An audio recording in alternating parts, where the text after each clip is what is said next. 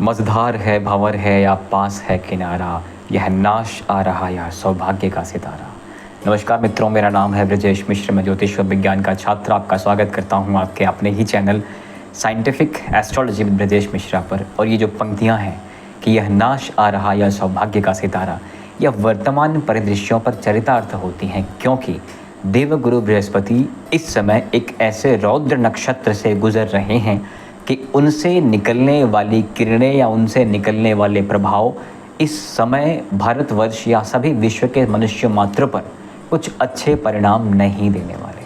आप सब जानते हैं कि देवगुरु बृहस्पति अपना पूरा एक चक्र पूरा करने में लगभग 1 साल का समय या 13 मास का समय लगाते हैं, लेकिन यदि अतिचारी हों, वक्री हों, उस अवस्था में ड्यूरेशन कम या ज़्यादा हो सकता है।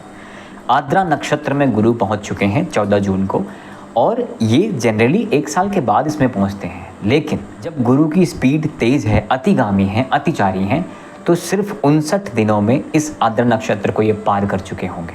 तो मोटा मोटा आप ये समझिए कि लगभग 2 महीने का समय है। आज मैं वीडियो शूट कर रहा हूँ, 15 जून का दिन है ये। 15 जून या 14 जून से लेकर के लगभग 13 अगस्त तक गुरु इसी नक्षत्र में हैं। अब इस नक्षत्र की क्या विशेषता है, कैसे इसका निर्माण हुआ और क्यों ये इतना नेगेटिव माना जा रहा है, आपकी कुंडली, आपकी राशि, आपके लग्न पर इसका क्या प्रभाव होने वाला है, बने रहिए इस वीडियो में। हम समझते हैं इसको उपायों के साथ। जब हम आर्द्रा नक्षत्र की बात करते हैं तो सिर्फ इसका नेगेटिव ही नहीं, इसका एक पॉजिटिव आउटकम भी है, उसको भी समझते हैं। आर्द्रा मतलब आर्द्र, आर्द्र मतलब नमी, जिसे हम कहते हैं ना। अब आज का जो समय चल रहा है, आप देखेंगे कि जो गर्मी है चिपचिपी वाली हो रही है, राइट। तो वो ह्यूमिड इस वायु में आ चुकी है। इस नक्षत्र का निर्माण भगवान ब्रह्मा जी के क्रोध से हुआ था। ब्रह्मा जी के 4 मानस पुत्र सनत कुमार, सनंदन, सनातन और सनक, इन चारों मानस पुत्रों ने ब्रह्मा जी का एक अभीष्ट कार्य करने से मना कर दिया था। संत बनने को तैयार हो गए थे, वैराग्य धारण कर लिया था। तब भगवान ब्रह्मा जी ने क्रोध किया था और उस क्रोध से ये नक्षत्र का जन्म हुआ था। तो इस चीज़ को ऐसे समझिए, अभीष्ट कार्य नहीं हो रहा था इसलिए नक्षत्र का जन्म हुआ, और इस नक्षत्र के जन्म के बाद अभीष्ट कार्य हो गया। मतलब ये एक बदलाव का समय है, कोई कार्य सिद्ध करने का समय है। इस नक्षत्र के बारे में पुराणों में कहा गया है कि यह क्रोध से जन्मा विनाश और नवाचार का प्रतीक माना जाता है। अब इस चीज़ को आप समझिए, थोड़ा गौर से देखिएगा। इस नक्षत्र के देवता कौन है? रुद्र। राहु भी माना जाता है, रुद्र भी माना जाता है, ठीक है। इस नक्षत्र के जो स्वामी हैं वो रुद्र हैं। रुद्र कौन है आपको पता है? भगवान शंकर का रौद्र रूप, वो रुद्र हैं जो विनाश के कारक माने जाते हैं। विनाश की स्थिति गुरु के गोचर से बन चुकी है। सेम टाइम पे आप देखेंगे तो सिंह राशि में मंगल और केतु का अंगारक योग बन चुका है। कालपुरुष की कुंडली देख करके ये फेस समझ आ रहा है कि वर्तमान परिदृश्य जो कि लगभग 2 महीनों का चलेगा, ये वर्तमान परिदृश्य आपको आकाशिक बहुत सारी त्रुटियों उत्पन्न करने का, गलतियां उत्पन्न करने का, दुर्घटनाएं उत्पन्न करने का मौका देगा, और इसके परिणाम हमें भुगतने पड़ेंगे। आकाशीय बिजली गिरने से मौतें होंगी, आग लगने से होंगी, विमानों के ब्लास्ट होने से होंगी, जो कि हम देख भी रहे हैं। कल भी देखा हमने, आज भी देखा, इंडिया में भी देखा, इंडिया के बाहर भी देखा, अमेरिका में भी हम देख रहे हैं। युद्ध हो रहे हैं, मिसाइल्स आ रही हैं, ऊपर से आग के गोले बरस रहे हैं, ज्वालामुखी फट सकते हैं, भूकंप भी आ रहे हैं। दिल्ली जैसी जगहों पर भी भूकंप आ रहे हैं, रेगुलर बेसिस पर आ रहे हैं। अब आप इस चीज़ को समझिए, ये सारी प्राकृतिक आपदाएं आने की संभावनाएं ऐसे कॉस्मोस की स्थितियां बनने से ज़्यादा हो गई हैं। ऐसी संभावनाएं पास्ट में भी कई बार हुई हैं और हमने पास्ट में उनके परिणाम भी देखे हैं। लेकिन अगर आप बार बार इसको महाभारत से कंपेयर करें, उस मास मर्डर से कंपेयर करें, तो वो ठीक नहीं होगा, क्योंकि परिस्थिति बदल चुकी है। आज के 20 साल पहले जब किसी को टीबी या क्षय रोग हुआ करता था तो लोगों की मृत्यु हो जाया करती थी। आज के समय पर ऐसा नहीं है। तो अगर आप समझे कि क्या ये सृष्टि का विनाश होने का की स्थिति बन चुकी है, ऐसा नहीं है। हाँ, भगवान बृहस्पति का न्याय शुरू हो चुका है। एक लंबे समय तक, लगभग 2032 तक आप देखेंगे कि कई सारी ऐसी अनहोनी घटनाएं होने को दिखेंगे, ठीक है। ये न्याय शुरू हो चुका है। एटॉमिक लेवल के युद्ध होने की संभावना अभी भी नकारी जा सकती है, ना के बराबर है। तो ये तो हमने इस नक्षत्र का, इस गोचर का एक नेगेटिव एस्पेक्ट देख लिया। इसका पॉजिटिव देखते हैं। आर्द्रा मतलब ह्यूमिड। जैसे ही आर्द्रा नक्षत्र आता है आप देखेंगे कि मानसून आ जाएगा, बारिश की संभावनाएं बन जाती हैं, बारिश होती हैं, और जैसे ही बारिश होती हैं नव जीवन प्रणेता या फिर नव जीवन की बीज प्रस्फुटित होने शुरू कर देते हैं सृष्टि में, है ना। आप देखेंगे कि जहाँ पे सड़क सूखी पड़ी है वहाँ बारिश होते ही नया जीवन निकल जाता है, खिल जाता है। तो ये इसका पॉजिटिव भी है कि यहाँ से कुछ नए बदलाव का समय तो है, लेकिन ये एक जीवनदायी नक्षत्र भी है।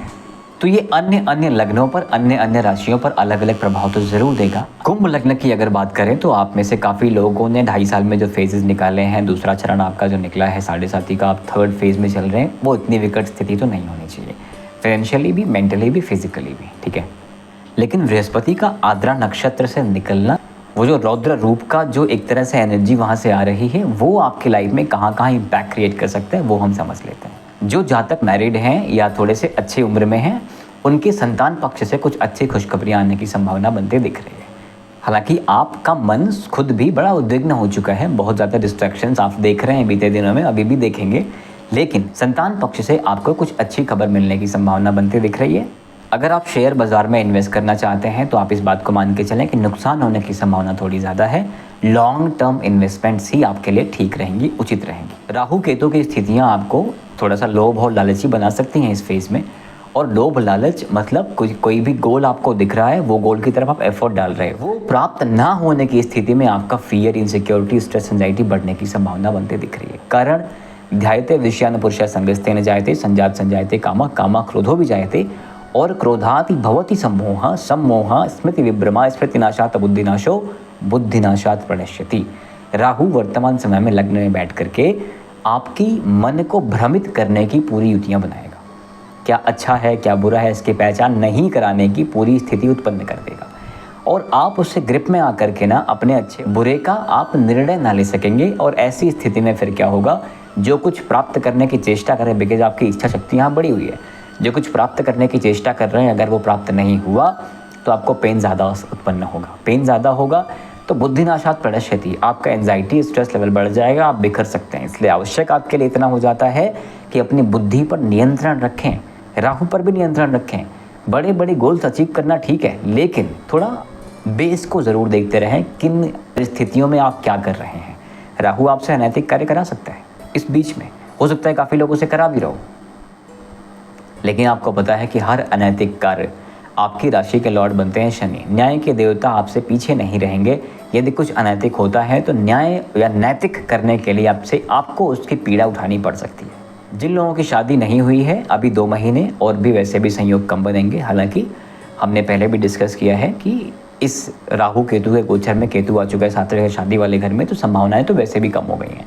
लेकिन अगर किसी का कुंभ लग्न है, वो शादी की बात करना चाहते हैं, तो ये 59 दिन ज़रूर रुक जाइएगा। बिकॉज अगर डिटैचमेंट होती, एसोसिएशन होती है, तो वहाँ पर ना झगड़े होने की संभावना थोड़ी ज़्यादा बन जाएगी। रिजेक्शंस को एक्सेप्ट करने की कैपेबिलिटी अभी थोड़ी सी डिक्रीज हो चुकी है।